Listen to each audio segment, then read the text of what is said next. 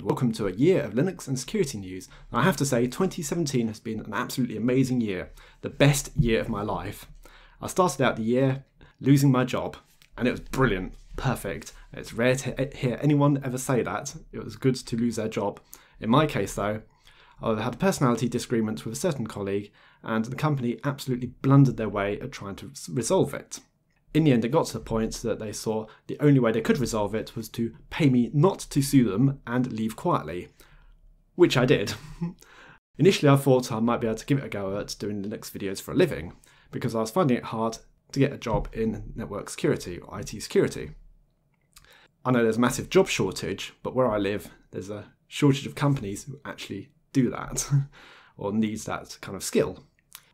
For my first month, I was on gardening leave, and then after I officially left the company, a week later I got a job interview. A couple of weeks later I was at a new job. And it's a brilliant job as well. I absolutely love where I currently work. I have so much more responsibility than my old job. I'm left to get on with it. And they trust me. That's an important thing. They trust me. And I really enjoy it there.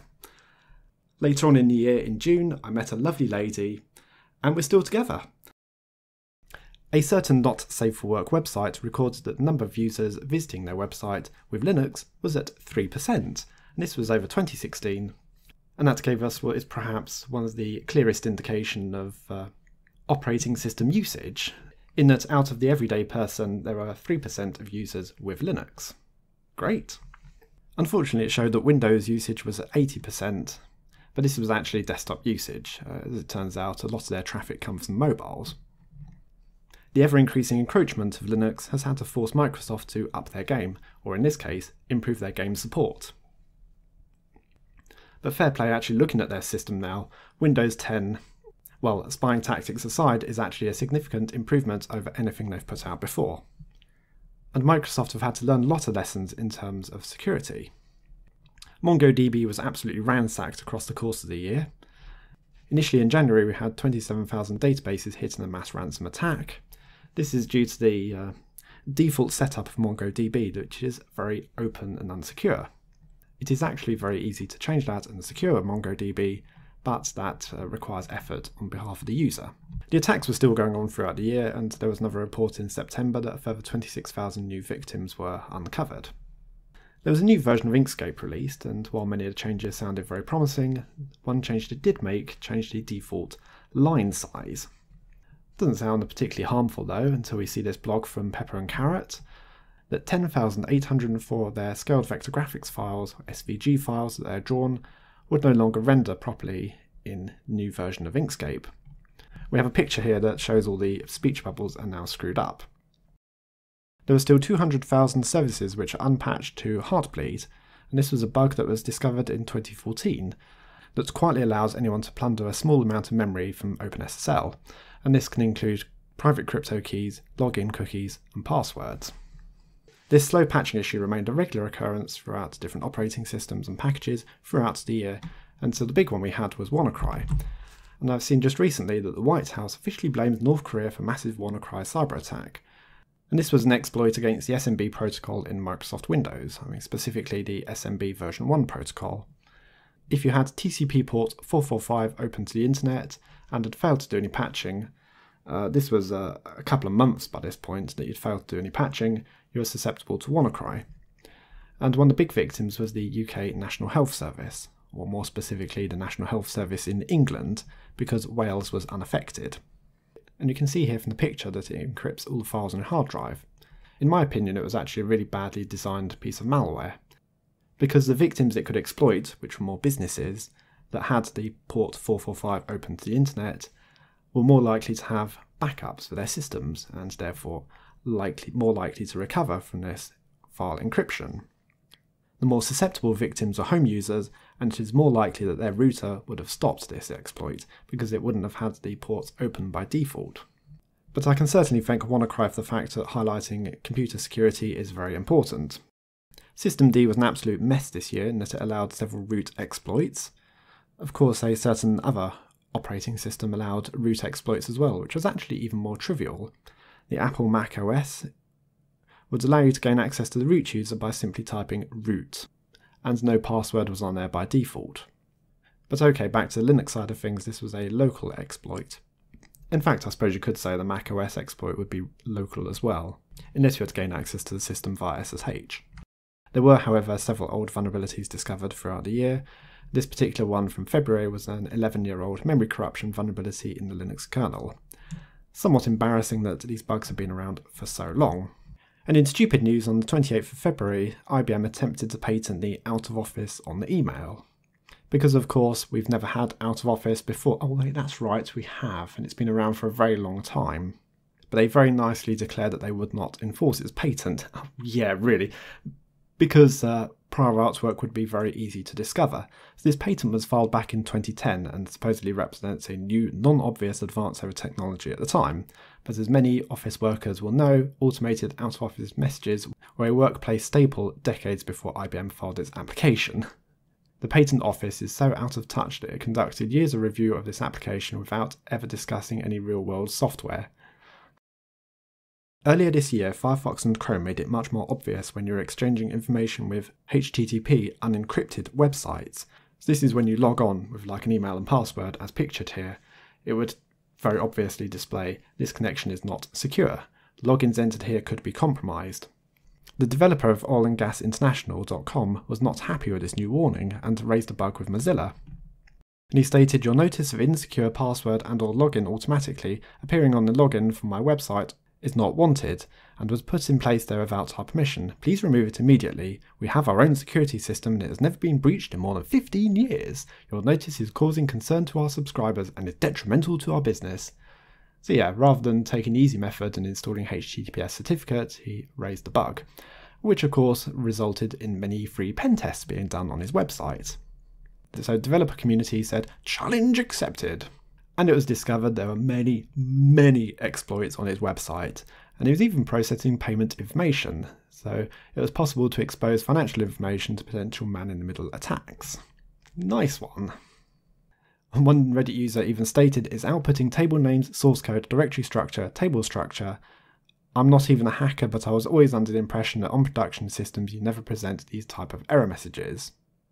And one user decided to mock them even further and loads up the page in a 20-year-old version of Netscape, which results in the warning message.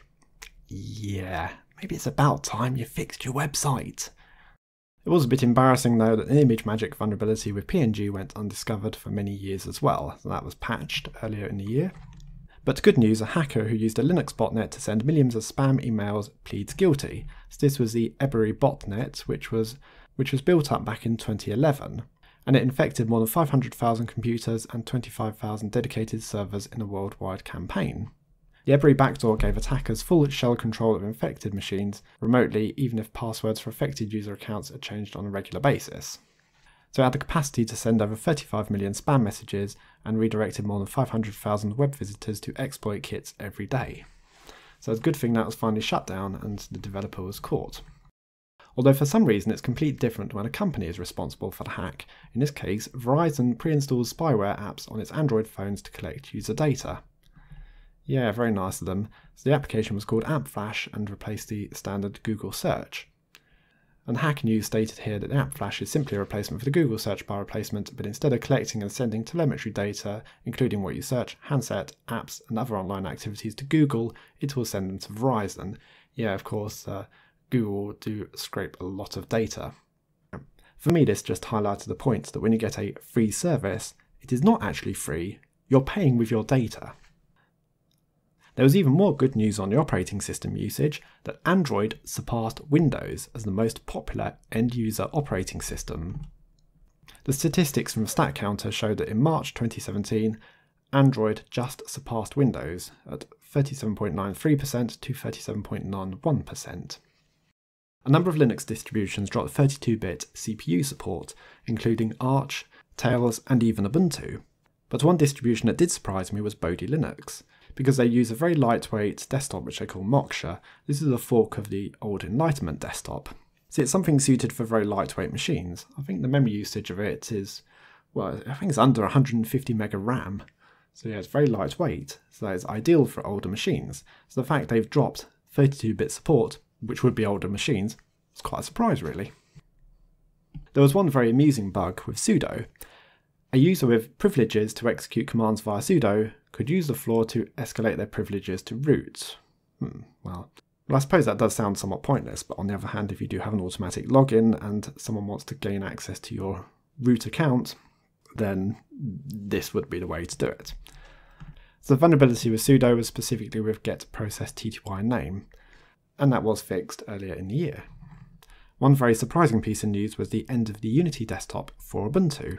This happened all of a sudden on the 5th of April, and I suppose you could think that was very late for an April Fool's gag, but no, it was not an April Fool's gag at all, as Ubuntu 17.10 later showed us.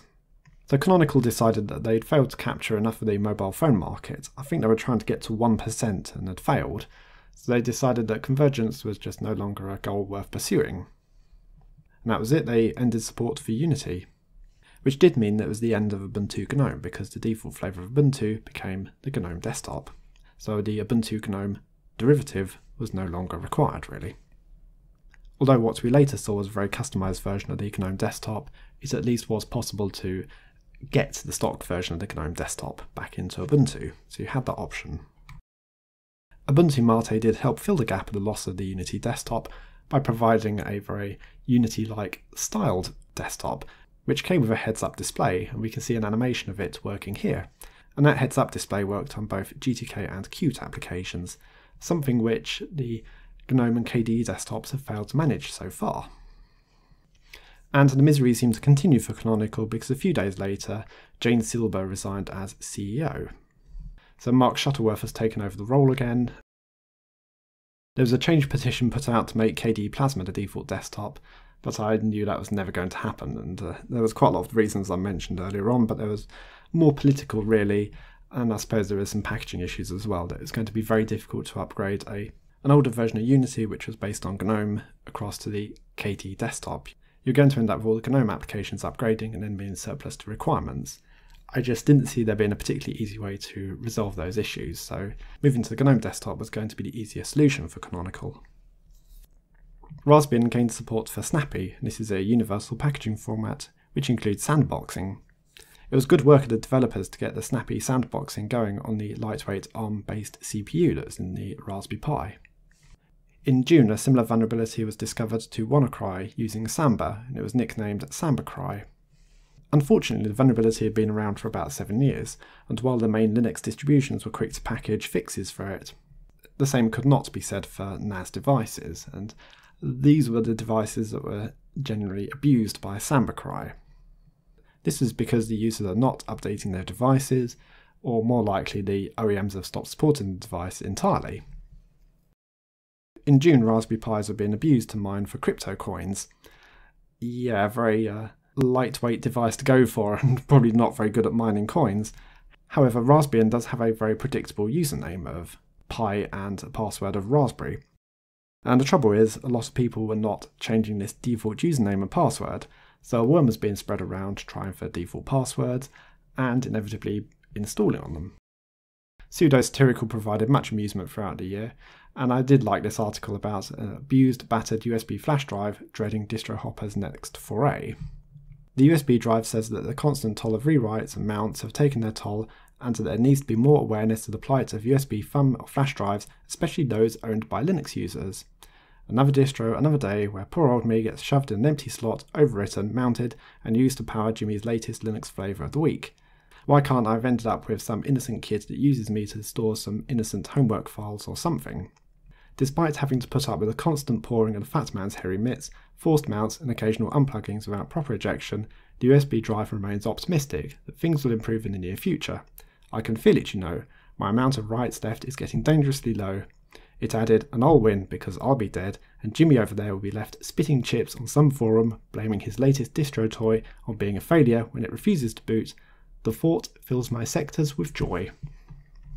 System 76 decided they'd had enough of Ubuntu and decided to create their own Linux distribution named Pop! OS. A bit cheeky calling this distribution really, because it's just GNOME desktop, pretty much reskinned. It's still Ubuntu GNOME underneath. I've pretty much got the same opinion as well when I saw XternOS, that this could have just been a desktop. It's a very fancy desktop, but it's pretty much unusable at this point because it's just a beta release. But it didn't need to be an operating system. It could have just been a very nice, fancy desktop. And that is it. It could have been used in any other distribution then. Late in June, another vulnerability was discovered with systemd, that any username that starts with a digit gets root privileges. So it's deemed by systemd to be an unexpected and impossible to create username. However, it is actually legal in Linux to start a username with a number. That is perfectly acceptable. It's just by systemd it's unexpected behaviour, so it just falls back to using root instead. Good effort. The best news of the year came late in July, when Adobe announced it will kill Flash by 2020. Woohoo! This buggy application that is about as watertight as a colander. Yeah, good riddance. I won't be missing you. Somehow Kubuntu managed to botch the upgrade process from Kubuntu 14.04 long-term support to 16.04 long-term support, and their advice was to install a fresh copy of Ubuntu 16.04.3 instead. Oh well. Red Hat decided to banish BTRFS from Red Hat Enterprise Linux and use ZFS instead. Quite why it had to be banished entirely I do not know, because it's actually built into the kernel and still being developed. Yeah. A new Linux smartphone from Purism called the Librem 5 was announced, and they wanted to try and crowdfund to get $1.5 million US. They actually achieved their goal and raised over $2 million instead. Anyway, you can have a choice of the GNOME or KDE desktop. Certainly sounds very interesting, and more interesting in that they allow hardware kill switches for the microphone, camera and Wi-Fi. I showed what would happen if you exposed an SSH server to the internet, and that you would get various passwords and username combinations tried. A bit different though from the article from SANS that they exposed a vulnerable DVR device to the internet, and they did it for a period of 45 hours, 42 minutes, and in total were hacked into 1,254 times, or an average every 2 minutes, using the correct password, the default password being XC3511.